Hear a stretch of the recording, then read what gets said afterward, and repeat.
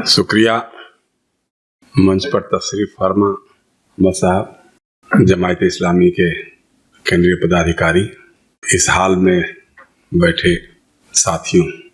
मैं अपनी बात रखूंगा जितनी रख पाऊंगा, क्योंकि जो सब्जेक्ट है वो बहुत ही बड़ा है और उसके एक एक एस्पेक्ट पे घंटों बात की जा सकती है। मतलब मेरे जैसे आदमी, पता नहीं और जो लोग होंगे और कई दिन लगा सकते होंगे, लेकिन मैं भी घंटों बात कर सकते हैं। तो इसलिए मैं चाहूँगा कि जितना हो जाए, 26 में चूंकि लिमिट हो जाती है टाइम की, तो उसमें कुछ बातें छूट जाती हैं, कुछ रह जाती हैं। तो जो विषय दिया गया है कि भारत के विकास में संवैधानिक संस्थाओं का महत्व या उसकी भूमिका, जो भी कर सकते हैं आप। तो जो विकास है उसको देखते हुए ही आज आप कह सकते हैं कि हमारी संवैधानिक संस्थाओं की हालत भी वही है, क्योंकि हमने विकास का रास्ता और संवैधानिक संस्थाओं को मजबूत करने का रास्ता तो बहुत पहले छोड़ दिया है। आज जो हालत है मुल्क की, अब तो मंदिर और मस्जिद बनाइए, सारा काम निपट जाएगा, अल्लाह मियाँ सब कुछ कर देंगे, भगवान राम जी कर ही रहे हैं, तो उसी के भरोसे रहिए, फिर संवैधानिक संस्थाओं की क्या जरूरत होगी। तो वही हमारे हुक्मरान आज कर रहे हैं। कायदे से ये था कि जब हमने जमहूरी निजाम को चुना आज़ादी मिलने के बाद, तो उसमें यह था कि अगर हमारे हुक्मरान सही रास्ते पे नहीं चलें, रास्ता कहीं भटक जाएं या कुछ और रास्ता चुन लें, तो उसको नियंत्रित करने के लिए कॉन्स्टिट्यूशनल बॉडीज होनी चाहिए। तो जैसे एक विधायिका होगी, एक एग्जीक्यूटिव मतलब कार्यपालिका होगी, एक जुडिशरी होगी, और एक जर्नलिस्ट मतलब मीडिया का भी एक कह सकते हैं कि पत्रकारिता भी होगी। पत्रकारिता हम लोग खुशफहमी में कह देते हैं कि हम भी फोर्थ पिलर हैं साहब, कोई पिलर फिलर नहीं लेकिन हैं। अब तो ये चार संस्थाएं अगर मजबूत रहेंगी तो फिर लोकतंत्र भी मजबूत रहेगा, फिर देश विकास के रास्ते पर भी आगे बढ़ेगा। लेकिन चूंकि विकास हमारी प्रायोरिटीज में रहा ही नहीं, हमारे हुक्मरानों को मालूम है कि हम अगर 250 रुपये पेट्रोल बेचेंगे तब भी जय श्री राम बोल करके वोट देने वाले देंगे ही हमको, तो क्यों इस बातों को सोचेंगे। ठीक है, अगर आप देखना चाहें तो गूगल करिए, गूगल चाचा बता देंगे कि साहब जीडीपी आपकी 7.8% या समथिंग इतना हो गया है, पर कैपिटा इनकम इतनी बढ़ गई है, इतना ये सब कुछ हो गया है। लेकिन गूगल चाचा ये नहीं बताएंगे कि इसी देश में 80 करोड़ लोग ऐसे हैं जो सरकार से मिलने वाले 5 किलो अनाज के लिए मोहताज हैं। अगर सरकार 5 किलो अनाज मुफ्त पे नहीं देगी तो उनके घर का राशन पानी नहीं चल पाएगा। उसमें हो सकता है कि 10-20 करोड़ फर्जी भी हो सकते हैं, कुछ लोगों के पास पैसे वाले होंगे, वो भी लेते होंगे, हो सकता है, लेकिन फिर भी 60-70 तो है ना।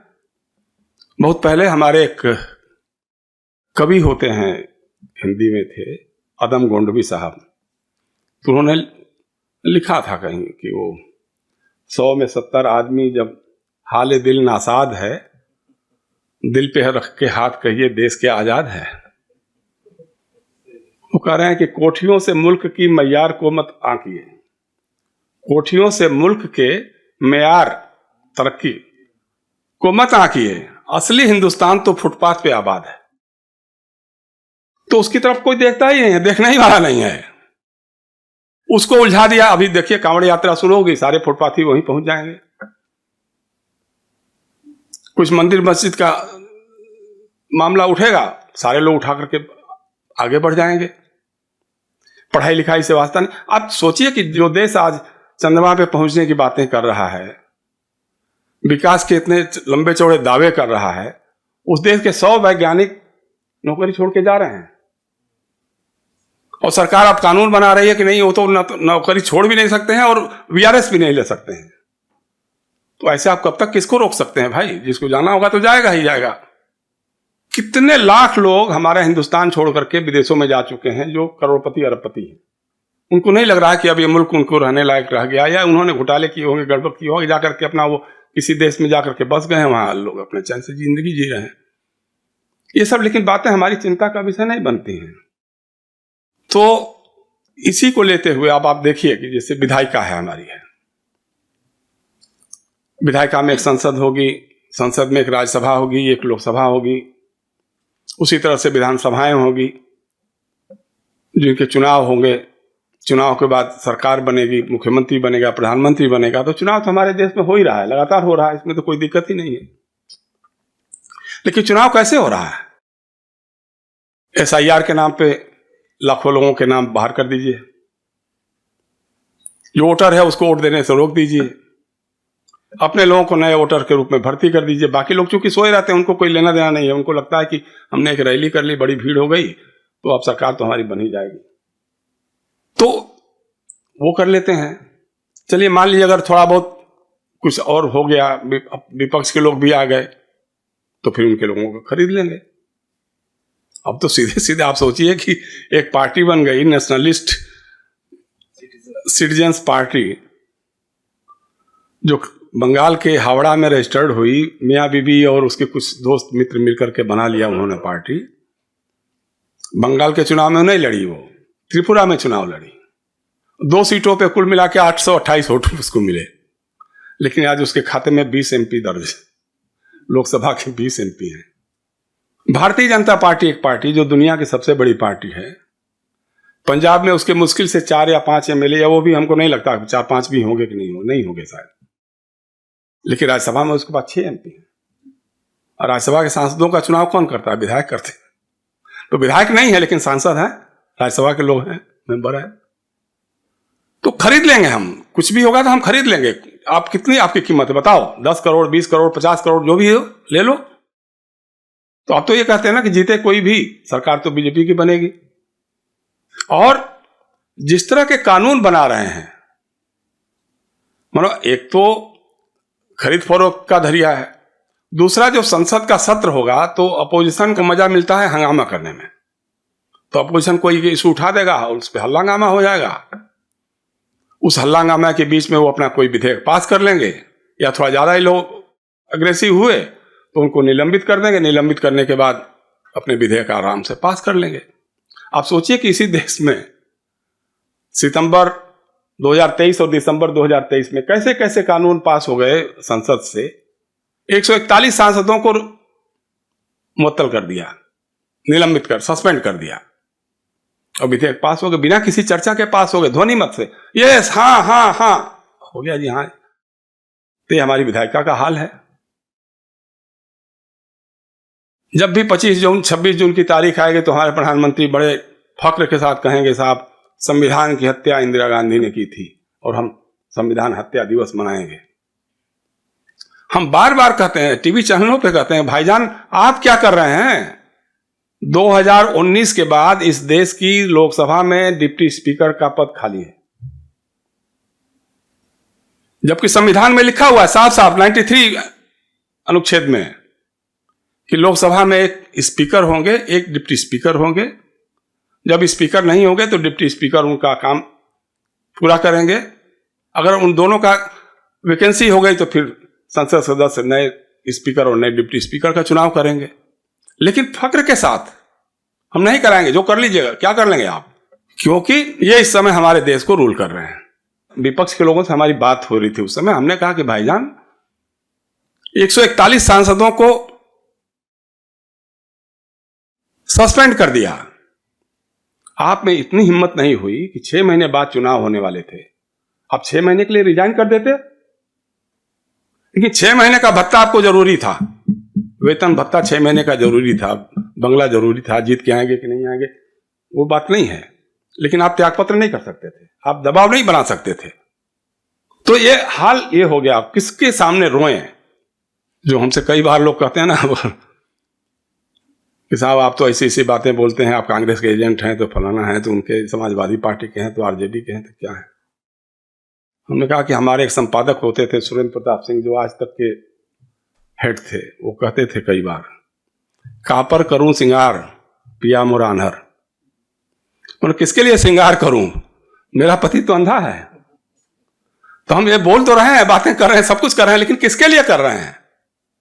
गूंगे बहरे लोगों के लिए कर रहे हैं, जो वहां बैठे हुए हैं बंगलों में आराम से चैन की जिंदगी जी रहे हैं, उनको लग रहा है ठीक है सरकार नहीं बनेगी तो विपक्ष के नेता हो जाएंगे, क्या दिक्कत है। लेकिन जो रियल इशूज हैं, किस तरह से जमहूरी निजाम को खत्म करने की कोशिशें की जा रही हैं, उस पर कभी चर्चा करने की कोई जरूरत नहीं है। कोई भी नेता विपक्ष का उठा लीजिए, कभी किसी इंटेलेक्चुअल से बात नहीं करेगा, कभी किसी लिटरेरी पर्सन से बात नहीं करेगा, कभी किसी जुडिशियल पर्सन से बात नहीं करेगा। जो एक्स हो गए हैं उनसे तो बात कर लो, कोई मतलब नहीं, लेना देना नहीं है। बस रैली करो, भीड़ हो जाएगी। रैलियों का मामला है, एक विपक्ष के नेता हमसे एक बार कर रहे थे, 10 साल पहले की बात है, कि जंतर मंतर पे अगर 1 लाख लोगों की रैली करनी है तो 5 करोड़ रुपए खर्च होते हैं। जंतर मंतर नहीं मतलब रामलीला ग्राउंड या जो भी दिल्ली में कहीं भी करें, जंतर मंतर पे तो 1 लाख कहां से आएंगे लोग। तो आज वो 5 करोड़ कितना पहुंच गया होगा मालूम नहीं है। तो भीड़ आप जुटा लीजिए, पैसा आपके पास है तो भीड़ जुटा लीजिए। वही बस्तियों से, झुग्गी बस्तियों से लोग आ जाएंगे, कुर्ता पैजामा कांग्रेस का है तो तिरंगा लगा लेंगे, कांग्रेस का झंडा लगा लेंगे, बीजेपी का है तो अपना भगवा उठा लेंगे। लेकिन उसको देखते हुए इनको लगता है कि बस अब हमारा सारा काम हो जाएगा, बाकी कुछ करने की जरूरत नहीं है। एक एक इशू जिस तरह से खत्म हो रहे हैं, आप सोचिए कि डिलिमिटेशन का काम अभी पिछली बार पहली बार हुआ कि विपक्ष थोड़ा सा सतर्क हुआ, या उसको कहें कि 2024 के इलेक्शन में ही थोड़ा सा सतर्क हो गया। जब संविधान का इशू उठाया तो भारतीय जनता पार्टी जो एकदम विश्व विजेता बनने की कोशिश में लगी हुई थी, 240 सीटों पे सिमट गई थी। लेकिन उसके आगे की क्या हो, उसके आगे की रणनीति पे कोई काम नहीं है। संविधान नष्ट करने वाले हैं ये तो आपने उठा लिया, लेकिन संविधान तो नहीं नष्ट हुआ। लेकिन संविधान को किस तरह से नष्ट किया जा रहा है उस पर आपने फोकस किया ही नहीं, जो करना चाहिए था आपको। और वो लगातार वो कोशिशें चल रही हैं। आप देखिए मतलब कितनी ऐसी बातें होके आ रही हैं। आसाम विधानसभा का चुनाव हुआ, ये बात हमको अलार्मिंग लगती है, हमारे कांग्रेस के भाइयों को या अन्य पार्टियों के लोगों को पता नहीं लगती है कि नहीं लगती, क्या होगा मालूम नहीं। विपक्ष के खाते में जो 19-20 सीटें आई उसमें से 18 मुसलमान जीत के आए। क्यों हुआ ऐसा? इसके पहले मुरादाबाद में जब विधानसभा का चुनाव हुआ, पिछला 2022 का चुनाव हुआ था, ये बातें मैंने बहुत बार बोली, सब जगह बताया। हमने कहा कि देखिए ये जो डिलिमिटेशन का खेल ये लोग करते हैं, तो इनके चूंकि हर इलाके में लोग पहुंचे हुए लोग हैं, तो वो अपना देख लेते हैं कि कौन हमारा वोटर है, कौन हमारा वोटर नहीं है। मुसलमान है तो जाहिर सी बात है हमारा वोटर नहीं होगा, यादव है तो 80% हमारा नहीं ही होगा, दलितों में भी अगर जाटव है या इस तरह के कुछ हैं तो उसमें से भी 70-80% हमारे नहीं होंगे। तो उनको बड़ा आसानी हो जाती है उसको नाम छांटने में, काटने में, तो वो काम करते हैं। मुरादाबाद में जो शहर है वहां पे मुसलमानों की अच्छी खासी तादाद है, वोटर लिस्ट में भी बहुत अच्छी संख्या वहां थी। लेकिन पिछले इलेक्शन में क्या किया कि वहां से मुसलमानों का एक चंक मुरादाबाद रूरल में ट्रांसफर कर दिया। तो मुरादाबाद रूरल में पहले से ही मुसलमान थे ज्यादा, तो वहां जो समाजवादी पार्टी की जीत का फासला था वो और बढ़ गया, 10,000-15,000 का और बढ़ गया। लेकिन मुरादाबाद शहर की सीट समाजवादी पार्टी हार गई और बीजेपी जीत गई कम मार्जिन से, क्योंकि जो सेकुलर वोटर्स थे उनको जो प्लस करने वाले वोट थे वो बट गए, इधर से उधर हो गए। यही काम इन्होंने बड़े पैमाने पे आसाम में किया, जहां पे मिश्रित आबादी वाले, मिक्स्ड पॉपुलेशन वाले इलाके थे, वहां से मुसलमानों की बड़ी आबादी को काट करके उन इलाकों में डाल दिया जहां के मुसलमान ज्यादा है। नतीजा सामने है, जितने उम्मीदवार जीते हैं कांग्रेस के या बदरुद्दीन अजमल साहब के या जो भी रहे हों, उनकी जीत का फासला बहुत लंबा चौड़ा है, 40,000, 50,000। हार का फासला 8,000, 5,000, 4,000 से हारे हैं। इसलिए हारे हैं कि वहां का वोट ट्रांसफर हो गया वहां। कभी इन लोगों ने ध्यान नहीं दिया। हम बार बार जो उसको चेतावनी देते रहे, समझाते रहे कि देखो ये लोग ये काम कर रहे हैं। कांग्रेस भी कभी किसी जमाने में करती थी, लेकिन उसके लिए बड़ा मुश्किल होता था कि किसको छांटे हम। ये लोग इसके माहिर खिलाड़ी हैं, इनका संघ का नेटवर्क इतना लंबा चौड़ा है। अब इस बार भी देखिए क्या हुआ, संसद में जो पिछली बार किया, महिला आरक्षण विधेयक लेके आए, उसके साथ परिसीमन लेके आए, जबकि महिला आरक्षण विधेयक तो पिछले सत्र में पास हो चुका था। अब उसको लागू करने की बात थी। लागू करने के लिए था कि साहब वो डिलिमिटेशन होना चाहिए, तो डिलिमिटेशन होना चाहिए तो जो नई जो जनगणना होगी उसके आधार पे होगा। तो पुरानी जनगणना हुई 2011 में, तो वो 21 में होना चाहिए था, तो 21 में नहीं हुआ क्योंकि कोरोना था साहब, तो 2 साल उसमें निकाल दिया आपने। फिर बाद में चुनाव आ गया, तो कुछ भाई चुनाव तो हर साल होते ही रहते हैं ना, लेकिन आपने प्रोसेस तो शुरू नहीं किया। अब आपको लगा कि नहीं महिलाओं का आरक्षण होना चाहिए तो डिलिमिटेशन कर दो। अब डिलिमिटेशन, भाई विपक्ष के लोगों ने यही कहा ना कि आप जो अभी की जो सीटें हैं उसी के हिसाब से आप बढ़ा लीजिए जितना बढ़ाना है, लेकिन अब डिलिमिटेशन करेंगे तो इधर का उधर, उधर का इधर कर देंगे, उसके बाद फिर आप आराम से चुनाव जीतेंगे। तो तैयारी तो उनकी वो है भाई। 2024 से उन्होंने सबक लिया कि हमको 2029 में किसी भी हालत में 350 सीटें जीतनी है, 400 के पार एनडीए को ले जाना है, ताकि हम संविधान को बदल दें। अब इसके साथ एक साथ कई चीजें चलती है ना, 1 नेशन 1 इलेक्शन है, और उसके पीछे छिपा हुआ है 1 नेशन 1 लीडर। जब 1 नेशन 1 इलेक्शन हो जाएगा तो फिर कहेंगे अब इसको प्रेसिडेंशियल फॉर्म ऑफ गवर्नमेंट कर दिया जाए। तो रोज रोज बार बार चुनाव, इधर उधर चुनाव, क्या कर रहा ना, एक आदमी है ठीक है, उसको बना दीजिए राष्ट्रपति, वो रहेगा चलाएगा। आरएसएस के लोग घूम घूम करके कहते हैं बात, हम लोगों से भी मतलब चूंकि बातचीत जब होती है तो वो करते ही हैं, अरे साहब देखिए चाइना कितना डेवलप कर गया, क्योंकि जिनपिंग है वहां अकेला वही नेता है। रूस देखिए अमेरिका को चैलेंज कर रहा है, पुतिन वहां अकेला नेता और तो कोई है ही नहीं है। तो उसी तरह से हमारे यहाँ मोदी जी हैं, उसके अलावा तो कोई मतलब ही नहीं है। जो अपने विदेशी दौरों को कामयाब बनाने के लिए हवाई जहाजों में भर करके दुनिया भर से लेकर के भारतीयों को पहुंचाता है वहां पे, और उनसे मोदी मोदी के नारे लगवाता है। लेकिन है वो विश्वगुरु है, वो कहते हैं लोग ना कि तो विश्वगुरु है, इसी को बना दीजिए आप। तो एक तो विधायिका की बात जो मैं कर रहा था कि विधायिका का हाल ये हो गया है कि चुनाव जिस तरह से हो रहे हैं, लोकसभा में उपाध्यक्ष नहीं है, किसी की चिंता का विषय नहीं। कभी हमने नहीं सुना राहुल गांधी को या कांग्रेस के लोगों को इसको इशू बनाते हुए, या अखिलेश यादव या किसी भी, मैं किसी का नाम क्यों करूं, बीजेपी के लोग तो क्यों ही करेंगे। किसी ने एक बार पूछ दिया तो अमित शाह ने कहा या मोदी ने कहा ठीक है करा लेंगे, जब कराना होगा क्या करना। मतलब लोकतंत्र हमारे जेब में है, जो चाहेंगे हम करना वो करेंगे। दूसरी कार्यपालिका है, कार्यपालिका के सारे अंग, पहले होता था कि साहब वो सरकार किसी की रहे नौकरशाही तो अपने ढंग से काम करेगी, करती है, लेकिन अब तो नहीं। ब्यूरोक्रेसी में भी पूरी की पूरी तरह से आरएसएस की घुसपैठ हो चुकी है। किसी जमाने में कानून बना था कि साहब आरएसएस की शाखाओं में सरकारी कर्मचारी भाग नहीं ले सकते हैं, या आरएसएस के बौद्धिक या उनकी गतिविधियों में भाग नहीं ले सकते हैं, लेकिन इस सरकार ने बड़े सलीके के साथ कानून बना लिया कि नहीं साहब आप ले सकते हैं, कोई दिक्कत नहीं, वो हटा दिया। और अब तो सीधी सी बात है कि आईएएस अफसर कौन बनेगा, आईपीएस अफसर कौन बनेगा, किसको क्या पोस्टिंग मिलेगी। मान लीजिए खुदा ना खास्ता कुछ और लोग भी आ गए, चूंकि यूपीएससी का इलेक्शन है तो कई बार कंपीट करके आ जाते हैं लोग, ओबीसी के लोग भी आते हैं, उनका अपना रिजर्वेशन का भी है, एससी के लोग भी आते हैं, माइनॉरिटी के लोग भी बिना किसी रिजर्वेशन के बावजूद चूंकि पढ़ाई लिखाई में ध्यान दे रहे हैं तो उनके लोग भी आ जाते हैं। लेकिन वो लोग पहुंचने ना पाए महत्वपूर्ण जगह पे। आज आप बता दीजिए कि भारत सरकार के जितने सेक्रेटरीज हैं उसमें कितने मुसलमान हैं?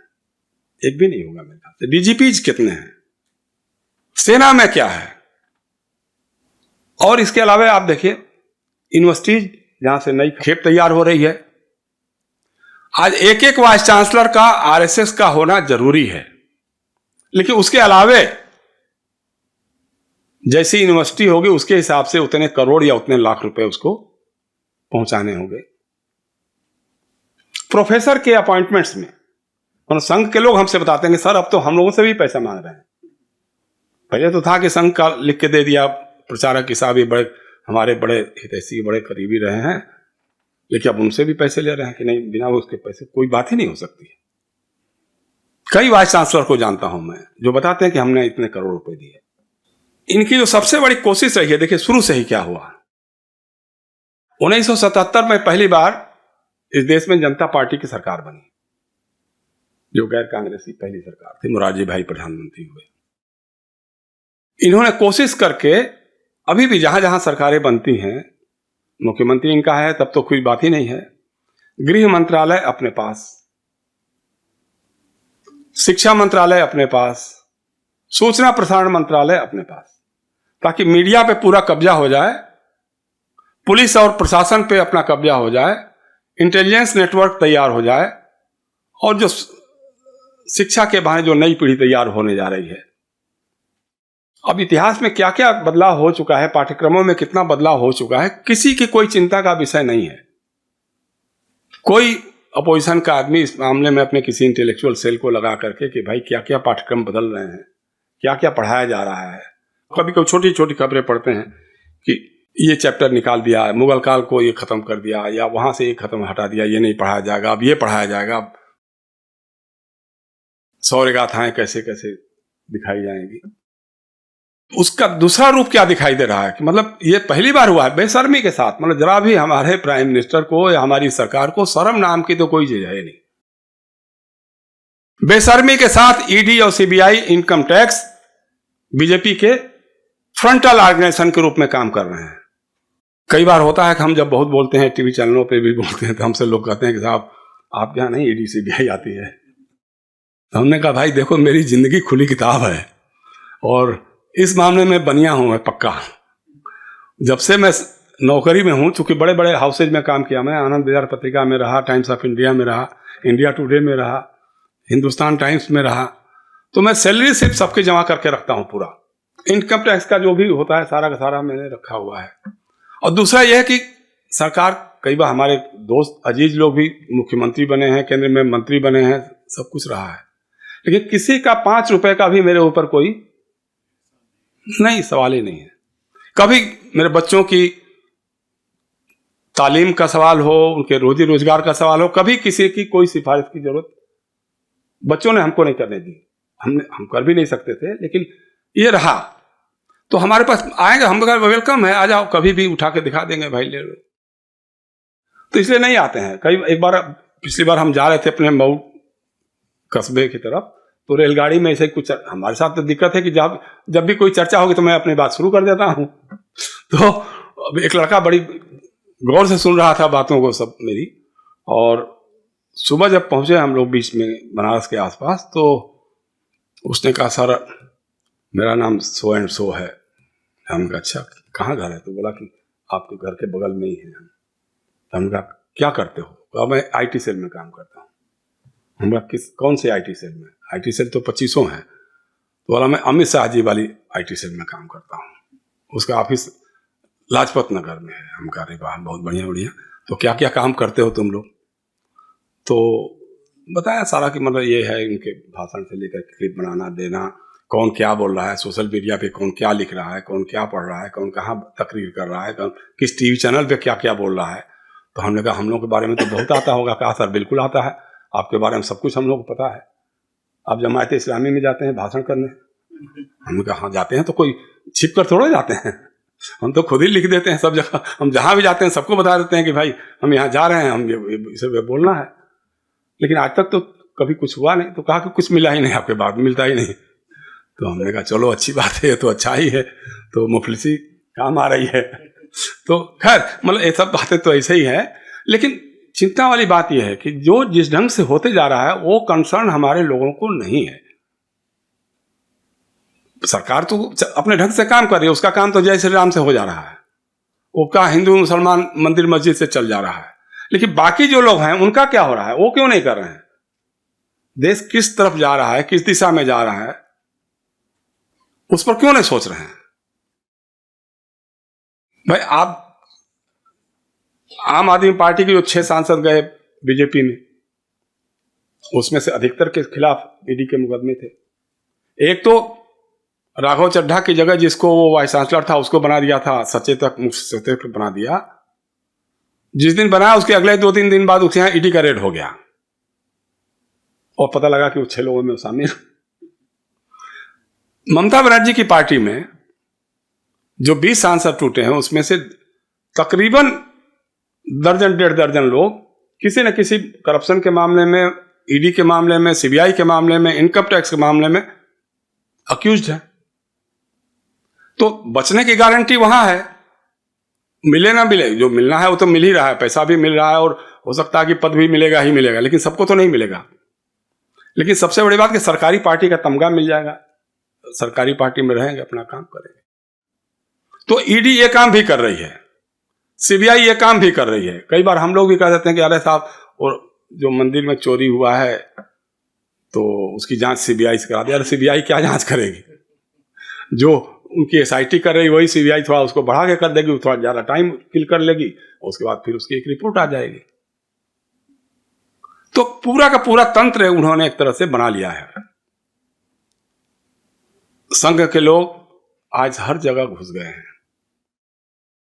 बल्कि मैंने किताब लिखी है अभी, मतलब एक तो किताब आपने देखी होगी, वो जो दो डग देखा जग, जिसमें वो आप लोगों ने ली भी थी यहाँ से, और आप बताते हुए बड़ी खुशी हो रही है कि उसका सेकंड एडिशन भी आ गया, वो सब भी बिक गया, थर्ड एडिशन वो लोग कर रहे हैं।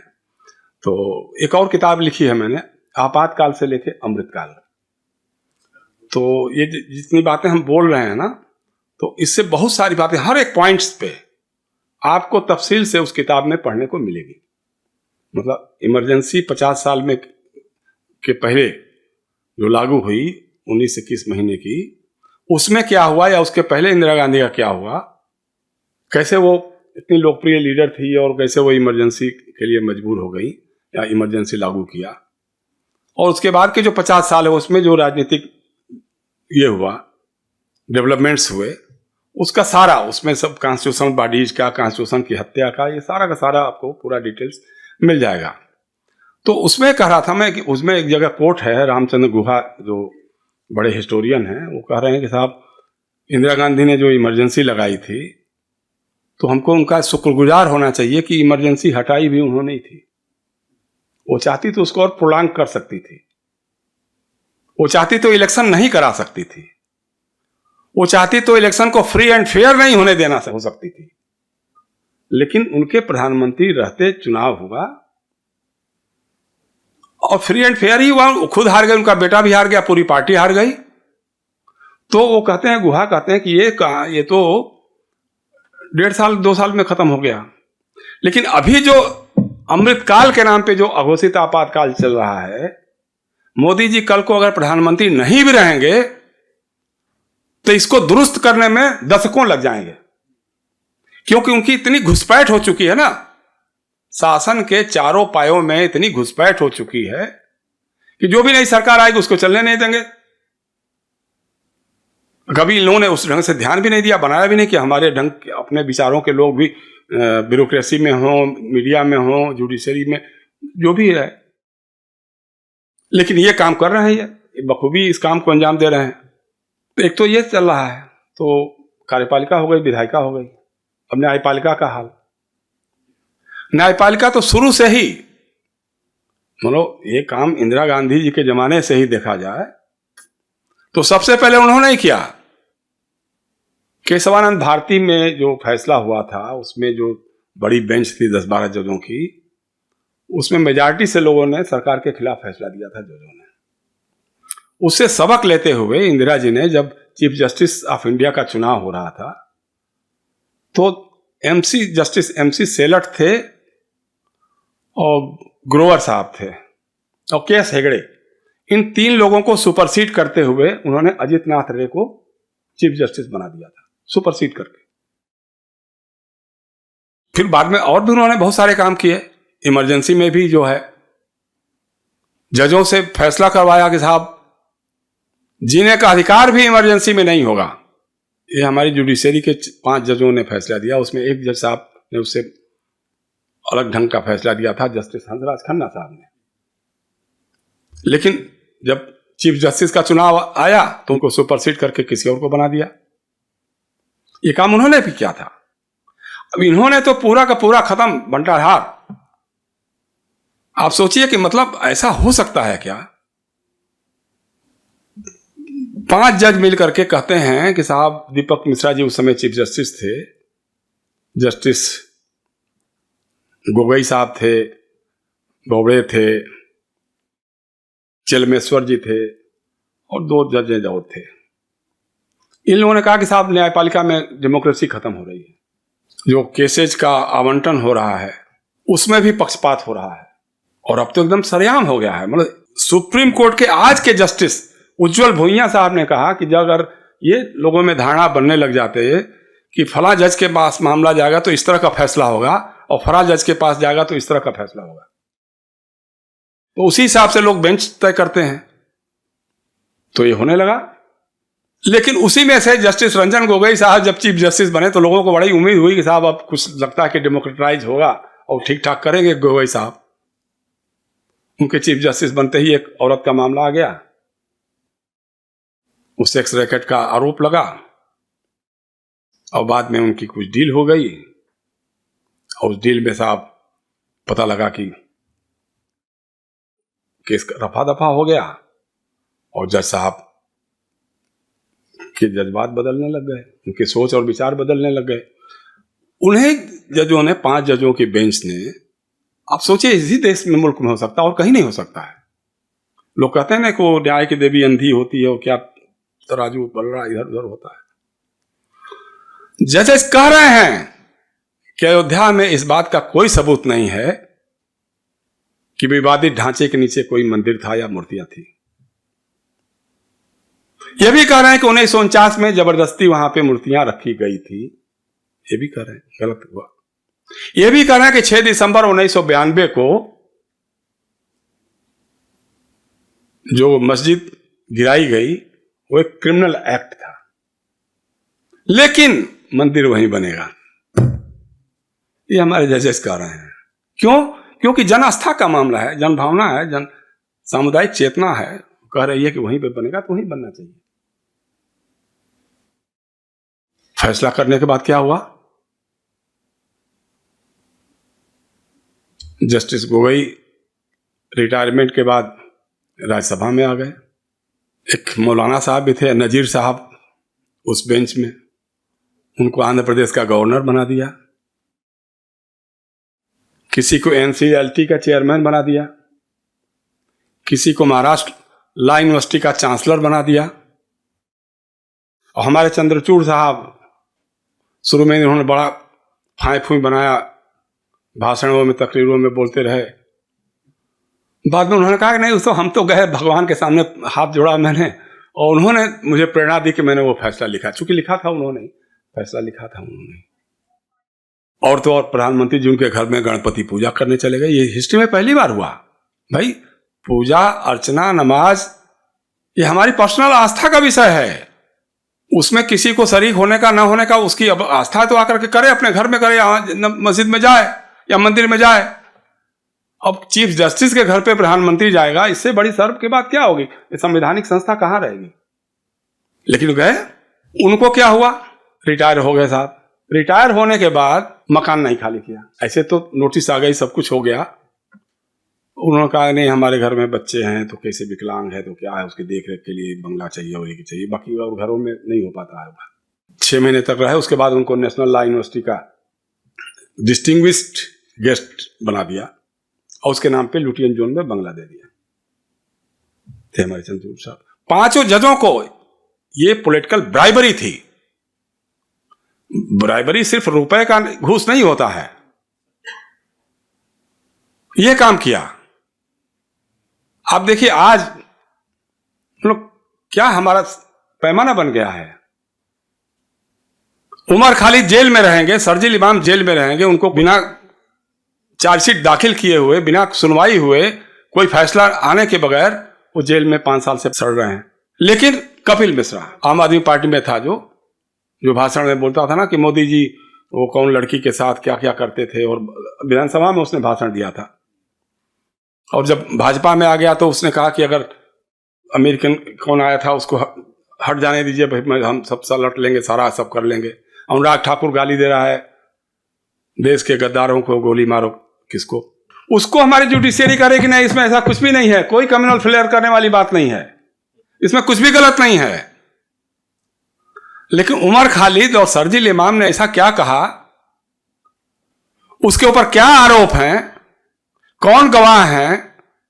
कहते हैं प्रोटेक्टेड एविडेंस है, तो कुछ बताएंगे भी नहीं, लेकिन उसको जेल में सड़ाएंगे, जेल में सड़ रहे हैं। ऐसे एक नहीं, दर्जनों ऐसे केस है। ये तो चूंकि दिल्ली में है, मीडिया में बीच बीच में खबर आ जाती है, कोर्ट से निकलता है तो कोर्ट कॉरेस्पॉन्डेंट कुछ कुछ लिख देता है। लेकिन देश के पैमाने पे क्या क्या हो रहा है, कहां क्या हो रहा है। यहीं के स्वामी थे ना, ये जो यूनिवर्सिटी में जो पढ़ाते थे, दोनों पैरों से विकलांग, जीएन साईं बाबा वर्षों जेल में रखा। जब पूरी तरह से लगा कि अब जीवित नहीं रहेंगे तो उनको रिहा किया, उसके कुछ महीने बाद वो इंतकाल हो गया उनका। तो ऐसे कितने लोग हैं सजा भुगत रहे हैं। एक नहीं, हमारे पास तो सैकड़ों किस्से हैं जुडिशरी के जिसमें हम कह सकते हैं, बता सकते हैं। वो किताब में आप देखेंगे तो मैक्सिमम मिल भी जाएंगे बहुत सारे।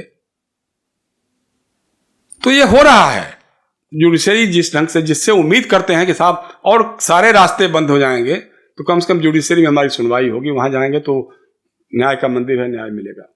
अब किसी को लगता नहीं है कि न्याय मिलेगा। न्याय मिलेगा उसी को जो जिसकी बड़ी पहुंच होगी, जिसका रसूख होगा, जिसके पास पैसे होंगे या फिर जिसके पास पॉलिटिकल एलिजेंस हो गए। अब चौथा जो स्तंभ है आपका पत्रकारिता, तो उससे तो हम खुद ही हैं, तो उसके बारे में तो मतलब अपनी शर्मिंदगी अपने आप ही झेलनी पड़ती है, हर बार झेलनी पड़ती है। और मुझे कहने में कोई शर्म नहीं आती है कि हम बिके हुए लोग हैं। हम क्या लिखेंगे, क्या बोलेंगे, ये हमारा मालिक तय करेगा। मालिक क्या तय करेगा, इसके लिए सरकार तय करेगी। हमसे जो समय की सूचना प्रसारण मंत्री थी स्मृति ईरानी, उन्होंने कहा मेरे सामने बैठे हुए, अरे वो इकोनॉमिक टाइम्स का कौन तो था जर्नलिस्ट, तो उसने ऐसा लिखना शुरू कर दिया, वैसा लिखना शुरू कर दिया। मैंने उनको फोन किया तो फिर वो हटा दिया। और मैंने कौन टीवी इसमें उससे बोला कि तुम्हारा ऐसे ऐसे इनका है या क्या है। तो इस तरह की बातें मतलब ये लोग तय कर रहे हैं बाकायदे। आपका विज्ञापन नहीं मिलेगा, आपको विज्ञापन रोक देंगे हम। आप अलग धंधे भी करते हैं ना, चूंकि मीडिया के लोग आज मीडिया चलाने के अलावे बहुत सारे धंधे अलग से करते हैं, तो उस पर आपकी कमजोर नस पकड़ेंगे और आप लाइन पे आ जाएंगे। आप देखिए जो हमारे दिल्ली के जो मीडिया हाउसेज हैं, कस्तूरबा गांधी रोड पे हमारा हिंदुस्तान टाइम्स है, स्टेट्समैन बगल में है, ITO पे times of India, Indian express, सारे हाउसेज हैं। इनको जमीन सरकार ने दी थी, इसलिए दी थी कि वहां पे प्रिंटिंग प्रेस खोलेंगे और सिर्फ अखबार की एक्टिविटी चलाएंगे, और बाकी के लिए उसको सर्वाइवल के लिए चाहेंगे तो कुछ किराए पर भी रख सकते हैं। अब सबसे मजेदार हुआ कि हिंदुस्तान टाइम्स का पूरा ऑफिस नोएडा चला गया। वो पूरी बिल्डिंग 17-18 माले की वो सब किराए पर चली गई। प्रिंटिंग प्रेस कब का हट गया। स्टेट्समैन पूरी बिल्डिंग, नई बिल्डिंग तोड़ के बना लिया, और स्टेट्समैन के नाम पे एक बाथरूम जैसी जगह छोड़ दिया, कहा कि यहां से ब्यूरो अपना काम करेगा, अखबार छप जाएगा। Times of India Indian express का किराएदार बन गया बगल की बिल्डिंग में, अपना उसने साहिबाबाद में प्रिंटिंग प्रेस खोल लिया। इंडियन एक्सप्रेस नोएडा में चला गया। मतलब ये सारा का सारा आप कर रहे हैं। दैनिक भास्कर बहुत दिनों तक बड़ा अच्छा काम कर रहा था, बड़ा अच्छा लिख रहा था, पता लगा उसकी शुगर मिलें भी हैं और क्या क्या सब है, उस पर रेड हो गया, आगे लाइन पे। तो दोनों काम एक साथ नहीं हो सकता। आप सच भी, जयशंकर गुप्ता सच भी बोले और उम्मीद करेंगे कुछ मिल भी जाए, दोनों काम नहीं हो सकता है। इसलिए मीडिया हमारा क्या करेगा, चाह करके भी नहीं कर सकता है। बहुत अच्छे लोग भी हैं वहां, ऐसा नहीं कि सारे लोग अपना जमीर बेच ही चुके हैं, जमीर वाले भी हैं, लेकिन जमीर का करें क्या, कौन छापेगा, कौन दिखाएगा। इसलिए सबसे बड़ी बात है कि आज जो विकास तो तभी होगा जब हमारी संवैधानिक संस्थाएं मजबूत होंगी। और इन लोगों ने सबसे बड़ा काम यही किया है। इनका जो हिस्ट्री में जो 75-78 साल की आज़ादी का जो हिस्ट्री हमारी है, उस हिस्ट्री में सबसे बड़ा योगदान इनका यही है, इन्होंने संवैधानिक संस्थाओं को सुनियोजित तरीके से नष्ट किया है, भ्रष्ट किया है। अब उसको सुधार करने में भी बहुत समय लगेगा। अब लोग पूछते हैं, हो सकता है आप में भी जरूर एक सवाल तैयार ही होगा आपका, तो उसी पर हम बाद में जवाब कर लेंगे, बात कर लेंगे, तो आप आ जाइए। तो मैं अपनी तकरीर यहीं पे ख़त्म कर रहा हूँ। सो अगर कुछ गलत सलत निकल गया हो तो माफ़ कर दीजिएगा, और ठीक है तो थोड़ा सा आप लोग सोचिएगा। अब दूसरा यह है कि मैं बार बार कहता हूँ, वारिस भाई से भी कहता हूँ कि छोटे से हाल में वही परिचित चेहरे, उनसे ही बात करना, वही करना, तो उससे बहुत बात बनती नहीं है। क्योंकि जो समझे हुए हैं उनको हम क्या समझाएंगे, हम नहीं समझाएंगे। तब भी आपको मालूम है वो सब सारे बातें, इसमें तो मैक्सिमम तो आपको मालूम ही है, लेकिन ये बातें बाहर कैसे जाएंगी। आप कितने और लोगों से मिलते हैं, आपके दोस्तों का दायरा कितना बड़ा होता है, वही घूम फिर करके नमाजी लोग हैं, वही मित्र लोग हैं, परिवार के लोग हैं, रिश्तेदार लोग हैं, उन्हें में हम बातें करेंगे या थोड़ा अलग बढ़ेंगे। उनको जब आप कन्विंस करेंगे, उनको जब आप बताएंगे, तो हो सकता है कि माहौल बदले। नए लड़के हैं, नए नौजवान आ रहे हैं, वो अगर आए यूनिवर्सिटीज में, कॉलेजेस में जाकर के, एक तो दूसरा यह है कि बैठकों का सिलसिला जारी होना चाहिए, क्योंकि हमारे पास कुछ है नहीं, मीडिया नहीं है हमारे पास। देखिए, मीडिया तो इमरजेंसी में भी नहीं था, उस समय हम भी जेल में थे, हमारे वालिद भी जेल में थे, और जमायत इस्लामी के लोग भी जेल में थे। तो उसी समय हमारा इनका साहब का जो हुआ संबंध जो बना था आजमगढ़ की जेल में, तो उस समय भी तो छोटे छोटे लीफलेट्स निकलते थे। हम जब जेल से निकल के आए तो अंडरग्राउंड हो गए थे, तो छोटे छोटे संघर्ष समाचार, मुक्ति संग्राम, प्रतिरोध, तमाम तरह के पर्चे छापते थे, बांटते थे, घूम घूम करके पहुंचाते थे। तो अभी भी लोग अगर चाहेंगे तो अपने लोगों की बातों को कैसे लोगों तक पहुंचा सके, बस उसमें यही है कि चूंकि आज जो एक नया संकट आ गया है एआई वाला, वो इतने तरह की खबरें, इतने तरह के प्लांट पहुंचा रहा है कि उसमें कब आप शिकार हो जाएंगे, आप तय नहीं कर पाएंगे कि सच है कि गलत है। तो उसको आप ना आगे बढ़ाएं, लेकिन जो जेन्युइन लोग हैं उनकी बातों को और लोगों तक पहुंचे, कैसे पहुंचे, इसके बारे में भी सोचना हमारा फर्ज बनता है। अगर हम चाहते हैं कि हमारा जमहूरी निजाम मजबूत हो, लोकतंत्र मजबूत हो, भारत मंदिर मस्जिद के रास्ते को छोड़ करके, हिंदू मुसलमान के रास्ते को छोड़ करके विकास की तरफ कदम बढ़ाए, हमारे वैज्ञानिकों को नौकरी छोड़ने के लिए बाध्य ना होना पड़े, हमारा प्रधानमंत्री दुनिया भर में विश्वगुरु बनता है, फिरता है, उसके बारे में लोग सच बातों को जाने, ये अगर आप पहुंचा सके, कर सके, तो आप बड़ा काम करेंगे। आप इतिहास में आपका ये रहेगा, योगदान रहेगा, और नहीं तो फिर अल्लाह हाफिज, नमस्कार।